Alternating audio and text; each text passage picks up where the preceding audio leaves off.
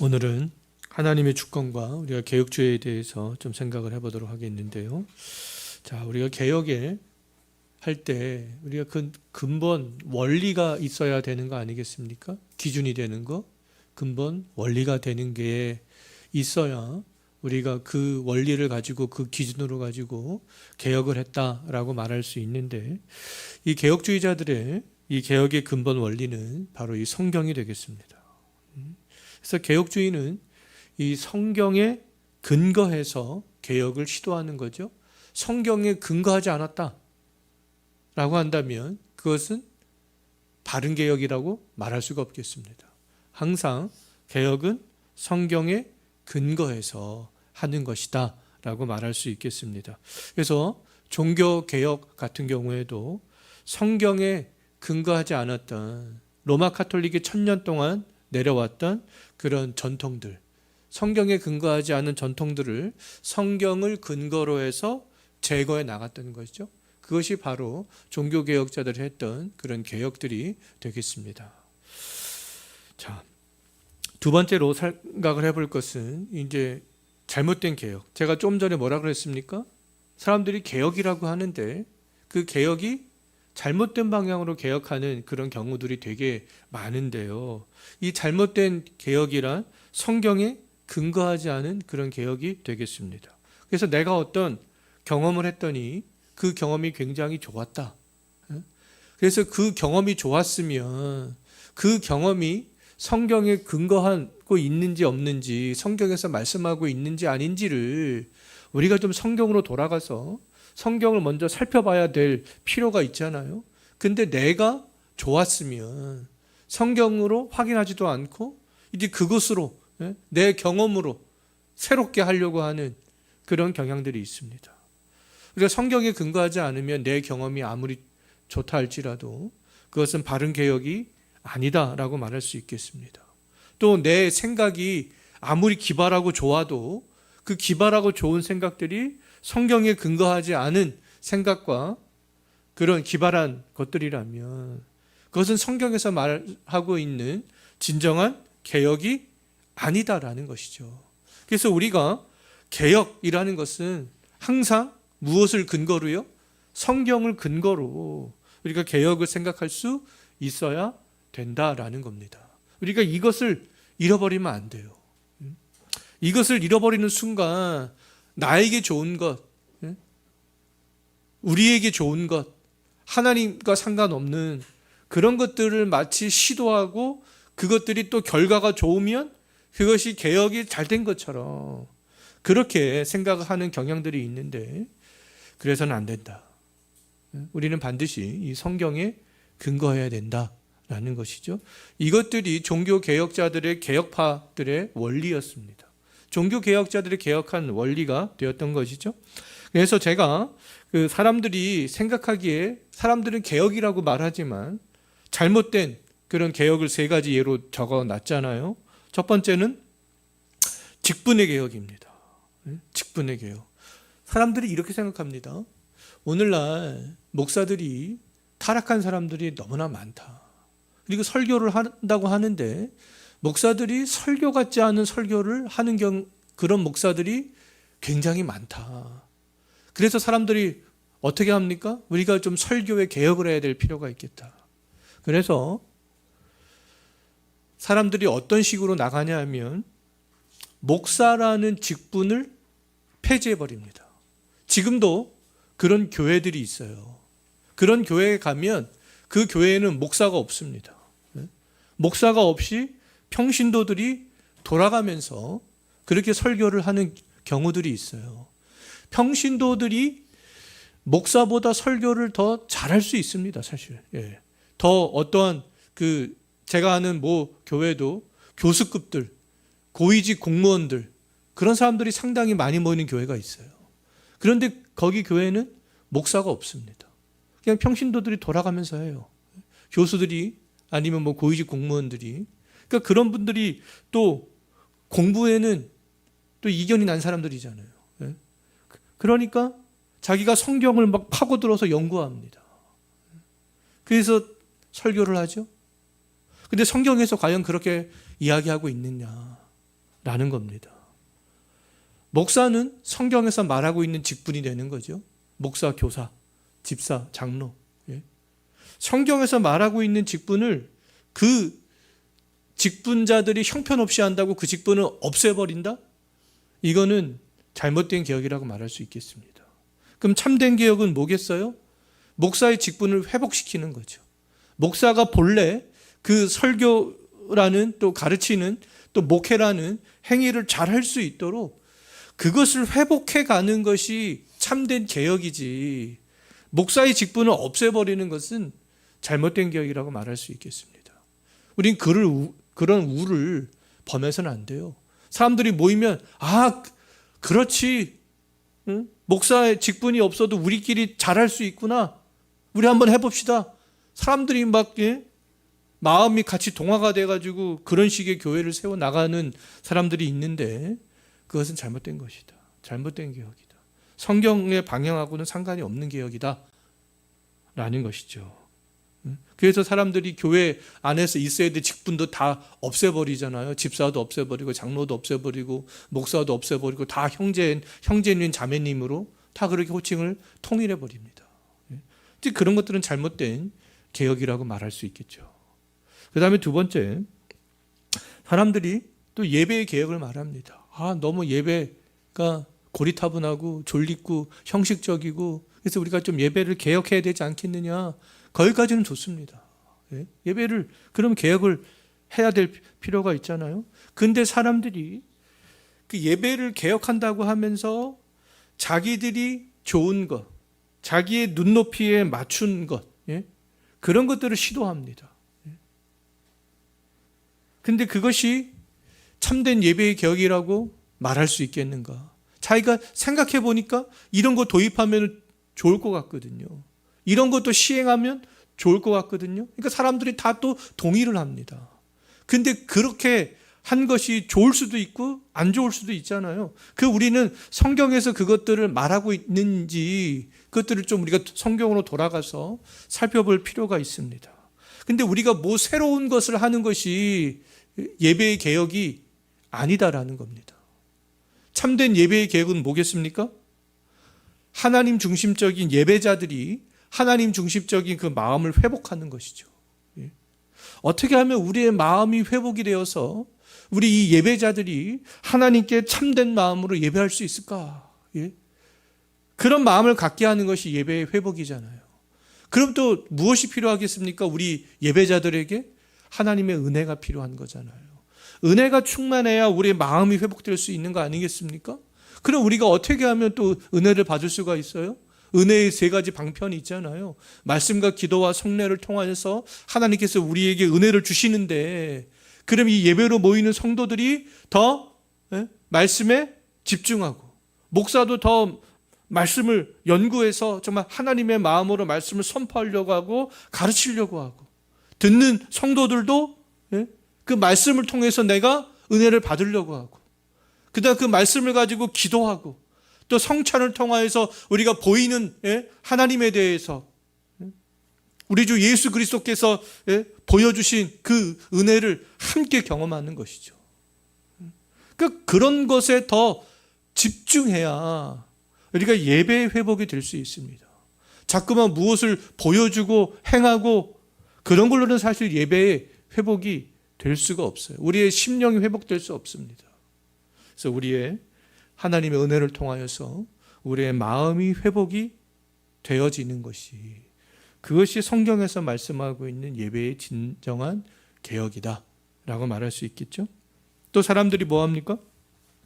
잘못된 신앙의 개혁을 합니다. 신앙의 개혁을 하자. 좋은 말이잖아요.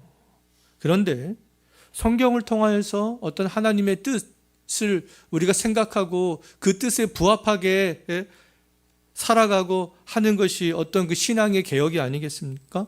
근데 사람들은 신앙의 개혁을 이런 식으로 생각하지 아니하고, 예를 들어서 어떤 하나님의 음성 듣기 훈련합시다. 하나님의 음성을 들으면 우리가 신앙이 회복되고 개혁될 수 있습니다. 근데 그런 것들은 성경을 최종 권위로 생각하지 않는 거잖아요.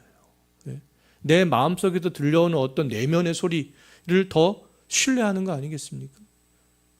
근데 우리가 내 마음에서 어떠한 그 내면의 강한 확신이 있을 수 있습니다. 기도하다 보면 그런 마음이 들 때 있어요. 그런데 그것들이 정말 우리가 성경과 말씀하고 있는 것과 일치하는지 성경으로 우리가 점검을 받아야 될 필요가 있다라는 것이죠. 그래서 이처럼 성경과 상관없이 사람들이 개혁하자라고 하는 것은 다 잘못된 개혁이다라고 말할 수 있겠습니다. 자, 세 번째로 우리가 생각을 해볼 것은 그럼 이제 성경에 대한 관점인데요. 지금 우리는 성경이 가장 중요하다. 지금까지 계속 그것의 첫 번째, 두 번째 그것을 생각해 봤고 강조했잖아요.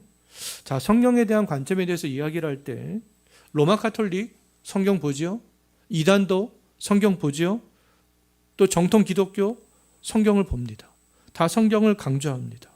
하지만 성경을 바라보고 이해하는 관점이 서로 다르기 때문에 서로 다른 신앙의 방향성으로 나아가고 다른 신앙의 결과물들을 만들어내는 거 아니겠어요? 자, 로마 가톨릭 같은 경우에는 성경을 봅니다. 그런데 그들이 어떤 주장을 하냐 하면 성경에 하나님의 말씀을 성경에 모두 다 담고 있지 않다. 그 말은 사실이죠. 우리가 어떤 예배를 드린다라고 했을 때 예배 처음부터 끝까지 조목조목 시간마다 하나님께서 어떻게 해라라고 아주 세부적으로는 말씀하고 있지 않잖아요. 우리는 예배의 요소라고 하면 말씀과 기도, 찬양, 성찬 그런 요소들이 성경에서는 말씀하고 있죠.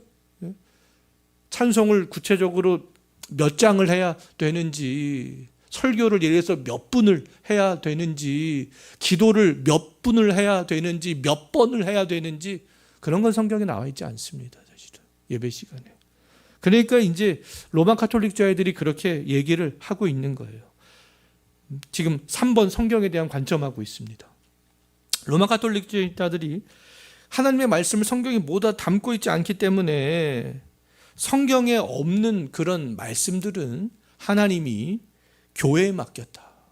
그렇게 이야기를 합니다. 교회에. 그런 이유로 인하여서 이 로마 가톨릭 같은 경우에는 이 교회가 정한 그런 전통들을 굉장히 중요하게 생각하는 거예요. 성경에 없는 것들을 이제 그 교회가 결정했죠. 어떤 회의체에서 결정했습니다. 그래서 지금도 로마 교황이 한마디 하면 그것이 굉장히 공식력들을 갖게 되는 거 아니겠어요? 이 로마 가톨릭 성도들 사이에서요. 자, 로마 가톨릭은 그러면 결국에는요, 이 성경보다 교회의 권위를 더 높게 생각하는 거예요. 그러니까 교회가 성경을 지배해버리게 되는 것이죠. 그러니까 사람의 말이 성경보다 더 우위에 갈 수밖에 없습니다. 그러나 이 교회는 사람이 지배하는 것이 아니라 어떤 전통이 지배하는 것이 아니라 무엇이 지배합니까? 성경이. 성경이 지배하는 거죠. 그래서 로마 가톨릭은 이렇게 가기 때문에 인간의 말의 권세가 굉장히 힘이 있고 교회가 정한 전통들이 굉장히 지금도 그들에게는 그게 성경보다 더 우위에 있는 가치로 그렇게 생각할 수밖에 없습니다. 자, 이제 이단들인데요. 자, 이단들은 로마 가톨릭 주의자들과 오늘날 이 정통 기독교 안에 있는 사람들보다 더 성경을 강조합니다. 그렇잖아요. 근데 성경을 굉장히 강조하지만 그들의 문제는 뭐겠습니까? 잘못된 관점으로 읽는 거죠. 성경을. 그들은 성경을 읽지만 잘못된 관점으로 읽습니다. 어떤 교주가 통달한 방법으로 성경을 그렇게 읽죠. 잘못된 관점으로. 그리고 이제 두 번째는 그들의 문제는 뭐냐면 교회사 2000년의 어떤 연속적인 교회의 역사라든가 교회가 지금 정립해왔던 학문을 부정합니다. 그런데 우리 정통 기독교는 그렇지 않잖아요. 어떤 사람들은 중세 교회 로마 가톨릭 큰 집, 우리를 작은 집, 그래가지고 거기서 뭐 파생되고, 그럼 중세 1000년 동안은 기독교는 어디 있었냐? 예? 뭐 이렇게 얘기를 하는데, 그렇지 않습니다. 우리 기독교는 교회사 2000년의 그 흐름 가운데 있어요. 이단들하고 다릅니다. 예? 일례로 초대교회에서 수많은 이단들이 나타났을 때 삼위일체 하나님을 정립했죠. 예? 삼위의 하나님, 성부, 성자, 성령. 그 하나님께서 모든 것들을 다 주관하시고 우리를 구원하신다. 하나님은 한 분이지만 삼위로 존재하신다. 그 초대교회 때 그것들을 정립한 것들을 중세교회를 뛰어넘어 오늘날까지도 다 같이 우리가 공유하고 믿고 있는 거 아니겠습니까? 그런데 오늘날 수많은 이단들은 삼위 하나님을 믿지 않습니다. 그런 이단들이 수없이 많이 있어요. 근데 우리는 그 삼위 하나님의 그 신학이 정립되어진 그 토대 위에 여전히 서 있죠. 왜요? 사도들이 그것들을 주장하고 성경에서 그것들을 말씀하고 있기 때문에 그렇습니다. 그리고 예수 그리스도의 두 본성, 이런 것들 신학적으로 초대교회 때 이미 다 정립을 했습니다. 예수의 한 인격가 되는 완전한 신성도 계시고 완전한 인성도 갖고 계신다. 우리는 기독교는 이런 2000년 역사의 그 연속선상 가운데 있는 거예요. 근데 이단들은 그렇지 않는 거죠. 그런 것들이 문제가 되겠습니다. 자, 개혁주의는 세 번째로 성경을 우리는 가장 높은 최종 권위에 둡니다. 자, 우리의 이성을 또 사용하죠, 우리도. 기독교도 이성 사용합니다. 그렇기 때문에 이 성경을 가르치고 설득시키고 하는 거 아니겠어요? 우리도 이성도 사용하고 교회의 전통도 따릅니다. 하지만 우리 개혁주의는 우리의 이성보다 교회의 전통보다 무엇을 더 위에 두는 거예요? 성경을 더 위에 두는 거죠. 교회의 전통이라고 지금까지 바르게 쭉 왔던 것 같은데 근데 성경을 보다 보니까 이게 아닌데? 잘못됐는데? 그러면 교회 전통을 성경을 근거로 해서 버려버리는 거예요. 종교개혁 때처럼. 그리고 이성으로 믿어지지 않는 것들이 있죠. 우리는 이성적인 접근이 필요하지만 성경이 다 우리의 이성으로는 믿을 수가 없습니다. 그때는 우리의 이성을 성경 아래 놓는 거죠. 우리의 믿음이 부족하구나. 그렇게. 그래서 이 개혁주의는 우리 사람의 이성이나 교회의 전통보다 이단들과 다르죠. 로마 가톨릭과 다릅니다. 항상 언제나 성경을 최종 권위에 두는 것이다 라고 말할 수 있겠습니다. 성경보다 더 앞세워서는 안 되는 거예요. 자, 그 다음에 이제 네 번째로 우리가 생각을 해볼 것은 개혁주의의 중심 사상인데 지금까지 계속 우리는 성경을 강조해 왔습니다. 성경에서 말하고 있는 그 중심 사상이 뭐냐라고 했을 때 개혁주의자들은 뭐라고 얘기했냐면 하나님 중심이다. 하나님 절대 주권이야. 우리 하나님의 절대 주권을 인정하는 거야. 두 번째는 하나님께 영광을 돌리는 것이다. 이 두 가지를 강조했습니다. 그래서 우리가 개혁주의에 대해서 생각할 때 우리가 첫 시간에도 했지만 하나님 중심적인 것들을 생각하는 거예요. 하나님의 절대 주권을 생각하는 겁니다. 그런데 우리가 하나님 중심, 하나님의 절대 주권 이렇게 얘기하면 대다수의 교인들은 그렇지. 하나님의 절대 주권 나는 믿는데 이렇게 얘기합니다. 근데 사람들은요. 우리가 하나님의 절대 주권을 강조하다 보면 우리 인간이 생각을 해볼 때 우리를 거북하게 하고 불편하게 하는 일들이 있습니다. 하나님의 절대 주권을 말하지만 우리를 불편하게 하는 일들이 있어요. 그런 일들 전쟁 이따가도 살펴보겠지만 수많은 범죄들 그런 일들 고난들 근데 그런 것들도 하나님의 주권 가운데 있단 말이야? 이게 사람들이 이제 거기서부터 이제 퀘션 마크를 달기 시작하죠. 근데 개혁주의는 그것도 하나님의 주권 가운데 있는 거예요. 그것을 믿습니다. 우리 인간의 구원의 문제에 있어서도 하나님의 절대 주권 가운데 있는 것이다. 우리의 구원의 문제, 이 세상 역사의 문제, 하나님의 절대 주권을 벗어나는 일들이 일어나지 않는다. 그것을 믿는 것이 바로 개혁주의가 되겠습니다. 우리가 하나님의 절대 주권을 믿는 거죠. 바울이 그랬잖아요. 감옥에 갇혀도, 매를 맞아도, 고난이 와도, 3층 전에 갔다 와도 다 하나님의 그 주권 속에 있음을 믿었습니다. 자, 그 다음에 이제 하나님의 영광을 강조하는 거예요. 하나님께 영광. 나의 인생의 목표가 뭐냐라고 했을 때, 내 인생의 목표가 뭐지? 돈을 많이 버는 건가? 얼마나 돈을 많이 벌어야 되나? 집 평수를 늘려가는 건가? 얼마나 집 평수를 늘려가야 되지? 그러니까 우리 인간의 삶의 목표는 돈이 많아도 적어도, 내가 살고 있는 집이 커도 작아도, 우리가 어느 상황에 있든지 무엇을 생각하는 거예요? 하나님의 영광을 생각하는 겁니다. 내가 하는 일들이 잘 되고 있어도 하나님의 영광, 내가 하는 일들이 잘 되고 있지 않아도 하나님의 영광, 사도 바울이 3층 천을 경험했을 때도 하나님의 영광, 육체의 가시가 3번이나 기도했지만 그 육체의 가시가 없어지지 않았음에도 그때에도 하나님께 영광, 하나님께 영광, 언제 어디서나 하나님께 영광을 생각할 수 있는 사람들이 개혁주의 신학을 따르는 사람들이다 라고 말할 수 있어요. 우리 장로교인들은 이게 다 개혁주의 신학의 아래에 있습니다. 그러면 장로교인이라면요, 모든 장로교회에서 합동 통합 여러 가지 장로 교단을 떠나서 모든 교인들에게 이러한 사상을 강조해야지 맞는 거예요.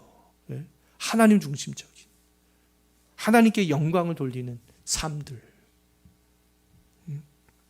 18세기에 미국의 영적 대각성 운동을 일으켰던 조나단 에드워드는요, 뭐라고 얘기했냐면, 하나님을 정말 즐거워하는 것이야말로 우리 영혼이 만족을 얻을 수 있는 가장 유일한 행복이다.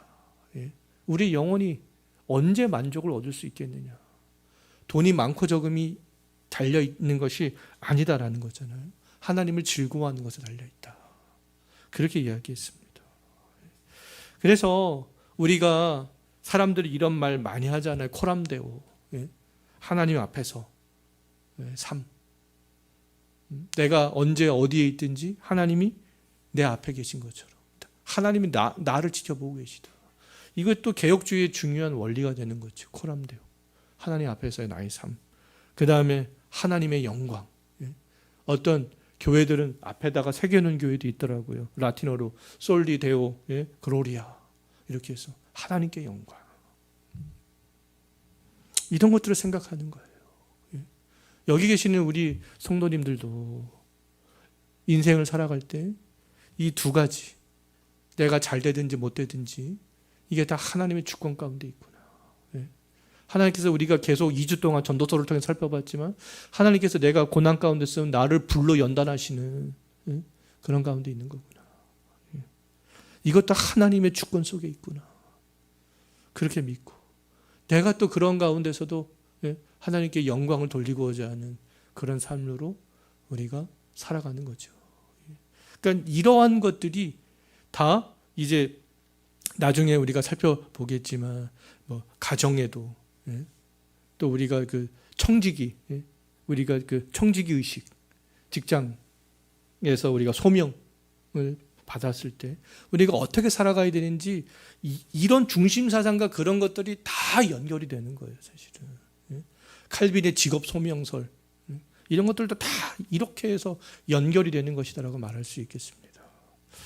그래서 이 개혁주의의 중심 사상들을 우리가 좀 잘 기억했으면 좋겠고요.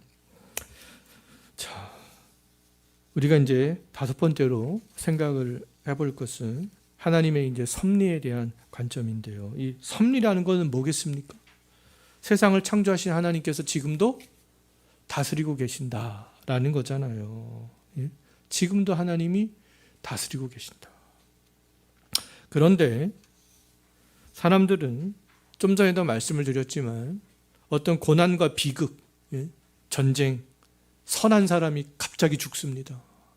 착하게 살던 사람들이 갑자기 죽고, 선교 여행을 떠났던 젊은 사람들이 갑자기 비행기 자동차 사고로 죽고, 120년 전에 우리나라 선교사로 왔던 사람들도 미국에서 거의 우리나라 선교사들은 엘리트들이 왔거든요. 소위 말하는 엘리트들이. 근데 오자마자 풍토병으로 죽고, 자녀를 낳았는데 또 풍토병에 걸려서 죽고, 그런 일들이 비일비재하게 일어났죠. 이제 사람들은 하나님의 절대 주권, 하나님의 섭리, 지금도 하나님께서 다스리고 계신다 라고 이렇게 알아왔는데, 우리 주변에서는 말할 수 없는 그런 일들이 비일비재하게 일어나고 있거든요. 그러니까 사람들이 이제 뭐 하기 시작합니까? 하나님의 섭리에 대해서 의심하기 시작합니다. 지금도 하나님께서 정말 섭리하신다면 그런 일들이 일어날 수 있을까? 의심하기 시작하죠. 그래서 사람들은 이제 뭘 하냐 하면, 하나님의 절대적인 주권 가운데 하나님의 이제 섭리가 이해가 되지 않기 시작하니까, 사람이 이제 이성을 동원하여서 이제 그 이성이 동원된 이론들을 만들어내기 시작합니다. 그래서 제가 이제 침묵하시는 하나님이라고 이제 1번을 말씀을 드렸는데요. 적어 놨는데요. 그래서 우리가 지난주 설교 시간에도 제가 말씀을 드렸지만, 17세기 영국에서 이제 이신론자들이 등장합니다. 그 전까지는 하나님의 절대적인 그런 주권과 섭리를 믿었어요, 사람들이. 그런데 이제 17세기에 이때 이제 계몽주의 혁명들이 일어나고 하면서 사람의 이성이 막 깨우쳐지기 시작하거든요. 열리기 시작합니다. 그러니까 사람이 이제 이성을 작동을 해서 이제 하나님의 섭리도 그 이성을 가지고 하나님의 섭리를 바라보기 시작하는 거예요. 그래서 이신론자들이 지난주 설교 시간에도 제가 말씀을 드렸지만, 이때까지는요, 17세기까지는 창조주 하나님을 부인하지는 못합니다, 사람들이. 그래서 하나님은 창조를 하셨어, 하나님은 존재하셔. 하지만 지금은 섭리하지 않으신다. 그래서 제가 태엽 가문식의 주일날 말씀을 드렸잖아요. 저절로 움직여지는 거야. 그렇게 사람들이 생각해야 뭐합니까? 편한 거예요. 그렇게 생각해야 이 전쟁이 나도 편하고, 범죄들이 일어나도 편하고, 자기 이성이 그렇게 생각해야 편하니까 그런 주장들을 하는 거죠. 그러니까 많은 사람들이 그런 주장을 하니까 어떻습니까? 휩쓸려 가는 거죠. 그래서 하나님은 창조하셨는데 섭리하지는 않으신다, 그렇게 주장해요. 이때까지는 하나님의 존재를 부인하지 못합니다, 사람들이, 유럽에서는. 근데 이제 18세기 말 19세기로 가면, 18세기로 가면 이제는 17세기까지는 하나님의 존재는 부인하지 못하죠. 근데 18세기로 가면 하나님의 존재까지 부인하는 이론들이, 철학들이 등장하기 시작합니다, 이제. 그러니까 사람들이 얼마나 호응하고 열광하겠어요. 지금 오늘날 우리나라에서도 기독교적인 것에 대해서 대항하는 것들이, 어떤 것들을 얘기할 때 많은 사람들에게 다 호응 얻잖아요, 많이. 그런 현상들이 이미 이 17세기에 일어나기 시작을 했다라는 겁니다. 그래서 하나님은 창조하셨지만 섭리하지는 않으셔. 사람들이 이제 이렇게 생각을 하게 되었던 거죠. 자, 그리고 이제 두 번째로, 하나님의 섭리와 그럼 이제 인간의 자유의 의지의 관계에 대해서 생각을 또 사람들이 하기 시작합니다. 그래서 사람들이 하나님의 지금 절대 주권의 섭리 가운데 있는데, 그럼 나에게 있는 그런 인간의 자유의지는 과연 뭔가? 또 그거를 사람들이 고민하고 생각하게 돼요. 그래서 사람들이 이제 어떤 주장을 하기 시작하냐면, 하나님의 섭리의 과정을 이때 어떤 사람들 부인하지는 못합니다. 또 하나님의 섭리의 과정이 분명히 있기는 있는 것 같은데, 그래서 하나님께서 지금도 섭리하셔, 이렇게 얘기합니다. 그런데 또 어떻게 얘기를 하냐면, 그런데 내가 이 이성을 가지고 곰곰이 생각을 해보니까, 근데 지금 나의 인생과 이 세상의 역사가 하나님의 주권과 상관없이 움직이는 부분도 있는 것 같은데, 이렇게 주장합니다. 그러니까 하나님의 섭리도 인정하면서 어떤 부분은 하나님의 섭리의 밖에서 이렇게 움직이는 전적인 인간의 자유의지만을 가지고 내 인생과 이 세상의 역사가 돌아가는 이 두 가지를 약간 이렇게 혼합시켜 버립니다. 그러니까 사람들이 볼 때 그럴듯하잖아요. 우리들이 들어도 그거 그럴듯합니다. 다 그럴듯하죠. 이신론자들 그럴듯합니다. 지금 인간의 섭리와 인간의 자유의지를 혼합한 사람들의 이야기 다 그럴듯합니다. 근데 이 성경으로 분별하지 못하면 그래서 사람들이 다 현혹돼서 넘어가는 거예요. 이 성경으로 분별하지 못하니까 많은 사람들이 다 이단으로 넘어가 버렸잖아요. 자, 그래서 우리가 분별해야 되는 거죠. 세 번째, 성경에서는 개혁주의자들은 이런 이론들이 끊임없이 나왔지만 끝까지 초지일관 주장합니다. 지금도 하나님께서 주권적으로 섭리하신다. 이것만 주장해요. 하나님이 주권적으로 섭리하신다. 그래서 성경을 보자. 성경에서 어떻게 그렇게 얘기를 하고 있는 것 같니? 이렇게 얘기합니다. 개혁주의자들은 우리가 아무리 성경을 봐도 하나님의 주권 가운데 있다라는 것들만 성경에서는 강조하고 있는 것 같은데 이렇게 이야기하죠. 그래서 개혁주의자들은 하나님께서 창조하시고 지금도 보존하시고 지금도 통치하고 계신다. 그것을 강조합니다. 나의 인생사에 우리 인간의 역사에 하나님께서 지금도 간섭하고 계시고 지금도 섭리하고 계신다. 전쟁도 많은 사람이 죽는 것도 그거 다 하나님의 섭리 가운데 있는 거야. 이렇게 주장하죠. 인간이 알 수 없는, 정확하게 알 수 없는 것들이 많지만 하나님의 주권 가운데 있는 것이다. 우리 인간이 하나님의 그런 주권과 하나님의 계획과 뜻을 어떻게 다 알 수 있겠느냐.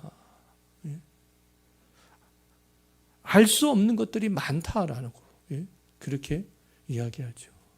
우리가 일반 회사에서도 예를 들어서 사원급에 있는 사람들이 이 거대한 회사를 운영하는 사장의 생각들을 어떻게 다 알 수 있겠습니까?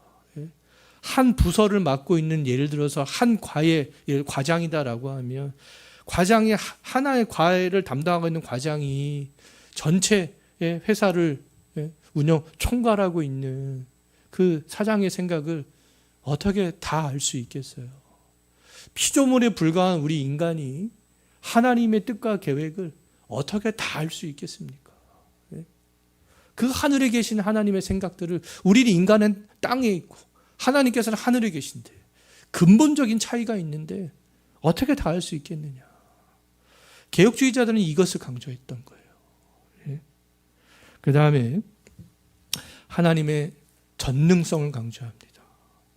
우리 하나님께서 당신들도 전지전능하다고 믿지 않느냐. 그래서 우리 인간의 의지가 하나님의 뜻을 거역할 수 있다라고 생각을 하는 것은 하나님의 전능성을 제한하는 거 아니야? 하나님이 전능하다면 우리 인간의 그 의지적으로 하는 것도 다 알고 계시는 거 아니겠느냐? 우리 인간의 이성을 먼저 앞세우는 것은 하나님의 전능성을 우리 인간의 이성 아래에 두는 거 아니겠느냐? 그렇게 강조합니다. 그래서 하나님께서는 우리 인간 역사에 어떤 것은 개입하시고 어떤 것은 개입하지 않으시는 분이 아니다라는 겁니다. 정말 하나님께서 어떤 것은 개입하고 어떤 것은 개입하지 않는다라고 딱 얘기하면 쉽습니다. 사실은 해결되는 일들이 너무 많아요. 근데 사실은 해결되지 않는 거죠. 그러니까 우리가 볼 때는 뭔가 좀 시원하게 해결되는 것처럼 보이지만 그러면은 하나님의 어떤 작정, 하나님의 창조, 하나님의 뭐 구원, 그런 거에 있어서 바로 이렇게 찾아가기가 어렵습니다. 그래서 하나님께서는 전적으로 모든 것들에 다 개입하시는 분이다. 이것을 강조합니다.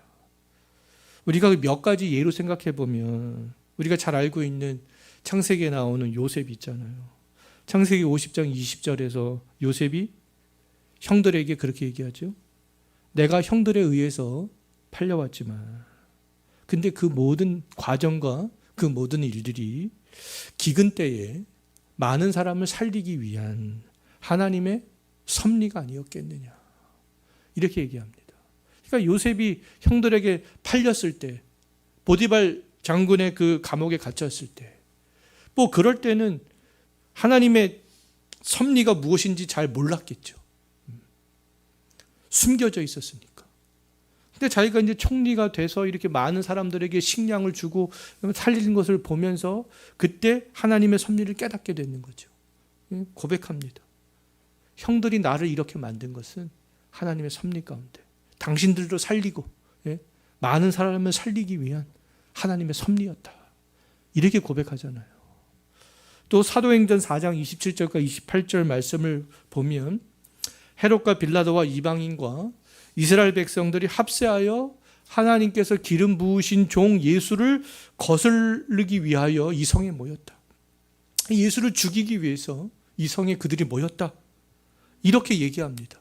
그렇게 얘기하면서 뒤에 또 어떻게 말씀하고 있냐면 그것이 바로 하나님의 권능과 뜻을 이루려고 예정하셨던 거야. 이렇게 얘기합니다. 예수 그리스도가 죽어야 우리의 구원자가 될 수 있는 거 아니겠어요? 그러니까 하나님의 권능과 뜻을 이루기 위해서 그것은 예정된 거예요. 이렇게 말씀하고 있죠. 그래서 어거스틴과 초대교회의 교부였던 어거스틴과 또 루터와 16세기 루터와 칼빈이 또 뭐라고 얘기했냐면 역사는 하나님과 무관하게 인간의 어떤 독립적 행동이나 우연으로 일어나지 않는다. 이렇게 얘기합니다. 하나님과 무관하게 일어나고 있는 일들은 아무것도 없어. 성경에 우리가 요셉 이야기와 사도행전 말씀을 통해서 살펴봤죠. 초기 교회의 교부였던 어거스틴도 그렇게 얘기했습니다. 칼빈과 루터도 다 그렇게 얘기했어요.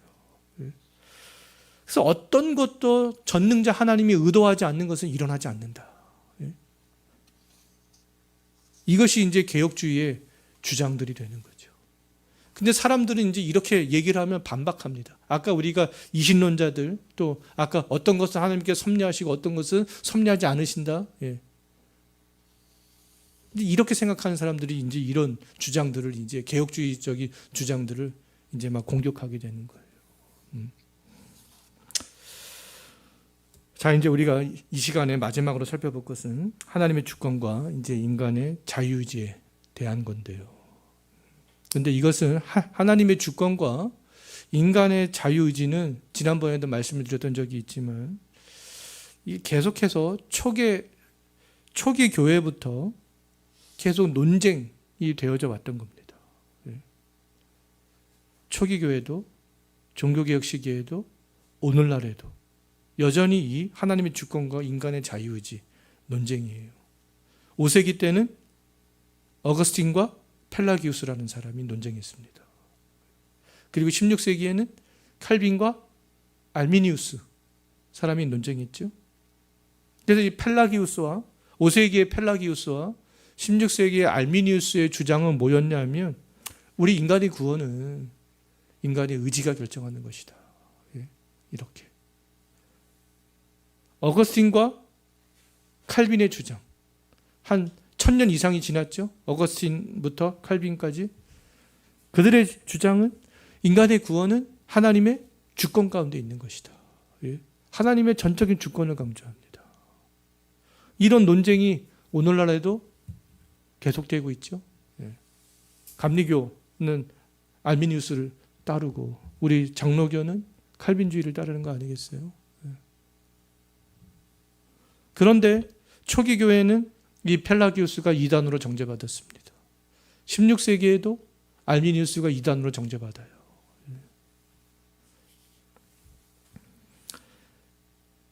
근데 이제 18세기에 이제 웨슬리, 존 웨슬리가 다시 알미니우스 이런 신학들을 다시 이제 들고 나오게 되는 거 아니겠어요? 자, 그래서 이제 이런 논쟁들이 있지만 우리가 인간의 자유의지에 대해서 좀 생각을 좀 더 해보면요. 성경보다 이성을 우위에 두는 사람들이 있습니다. 뭐 지금까지 계속 얘기했지만 성경보다 이성을 우위에 둬요. 하나님의 절대 주권, 지금 하나님의 섭리, 그거 잘 자기 이성으로 믿어지지 않거든요. 그러니까 그 사람들은 인간 역사에 나타난 어떤 수많은 고난과 비참함들을 볼 때 하나님의 절대 주권만 강조하는 것보다 인간의 의지를 좀 우리가 그래도 좀 어느 정도 강조하는 것이 좀 좋지 않겠느냐. 그러니까 그것이 더 그럴듯해 보이잖아요. 그래서 그 사람들은 이제 성경보다 이성을 우위에 두기 시작합니다. 처음에는 17세기에는 그래도 이게 약하게 이렇게 됐잖아요. 근데 18세기가 넘어가면 자유주의 신학들이 들어오기 시작하면 하나님의 어떠한 신적인 속성들, 하나님께서 행하신 이적들, 그거 다 믿지 않게 되는 거 아니겠습니까, 이제. 인간이 이성을 우위에 두면 하나님의 절대성과는 점점 떠나게 되어져 있어요. 모든 것이 인간 중심으로 생각을 할 수밖에 없습니다. 자, 두 번째는 이 개혁주의적 관점이 있는데요. 자유의지에 대해서 개혁주의자들은 뭐라고 얘기하냐면 하나님께서는 처음 인간을 만드실 때 인간을 꼭두각시로 만들지 않으셨다. 하나님께서 이렇게 하면은 이렇게 하고 그렇게 만들지 않으셨어. 하나님께서는 인간에게 자유의지를 주셨다. 자유의지.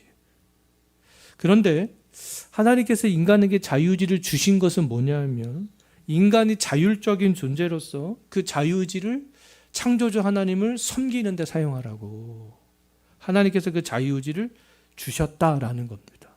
그런데 인간은 그 자유의지를 어떻게 사용했습니까? 하나님을 거역하는 데 사용했던 거죠. 인간의 자유의지를. 하나님을 거역하는 데 사용함으로 말미암아 인간이 어떻게 되었습니까? 전적 부패, 전적 무능력한 상태가 되었다. 전적으로 부패했다라는 것은 우리가 인간이 인간되게 하는 것들 있잖아요. 인간적인 특성, 예를 들어서 인격, 지정의, 지성감정, 의지. 인간이 인간되게 하는 모든 영역들이 다 부패했다라는 거예요. 그럼 우리 이성도 부패했어요? 안 했어요? 이성도 당연히 부패한 거죠. 전적 무능력하다. 그 우리는 이제 부패했기 때문에 우리가 가지고 있는 어떠한 인간성, 인격만을 가지고서는 하나님을 향해서 어떠한 하나님께 영광을 돌리는 일을 할 수가 없게 되었다라는 거죠. 그래서 우리 인간의 이성도 전적으로 부패하고 하나님을 알아가는데도 우리가 전적으로 무능력하게 되었기 때문에 우리가 인간의 이성을 신뢰해서는 되겠느냐. 우리 인간의 이성 전적 부패하고 전적 무능력하게 되었는데 그래서 우리는 성경만을 신뢰해야 된다. 성경이 유일한 잣대가 되어져야 된다. 이렇게 강조했습니다.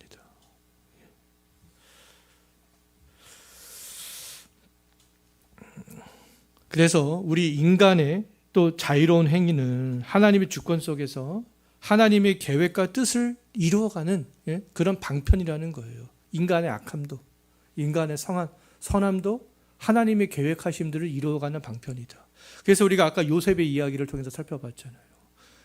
요셉은 항상 선하게 했죠. 형들이 악하게 했습니다. 그런데 그것들이 하나님의 뜻을 이루어가는 방편이었던 거예요. 예수님을 죽이기 위해서 예루살렘에 모였던 헤롯과 빌라도와 유대인과 이방인들 다 그들을 악하게 했습니다. 그런데 그것이 결국에는 또 하나님의 선을 이루는 방편이 되었던 거죠.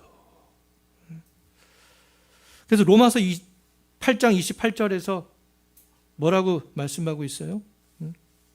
모든 것은 다 합력하여서 선을 이룬다. 우리가 이 요셉의 이야기와 십자가 사건을 보면 대표적으로 잘 알 수 있습니다. 그래서 우리는 지금 당장 알 수 없는 일들이 많이 있어요. 그런데 그 모든 일들이 결국에는 하나님의 뜻을 이루어가는 그런 방편의 역할들을 하고 있다라는 것이죠. 그래서 또 어떻게 얘기를 했냐면 숨어있는 하나님의 뜻에 대해서 이야기합니다.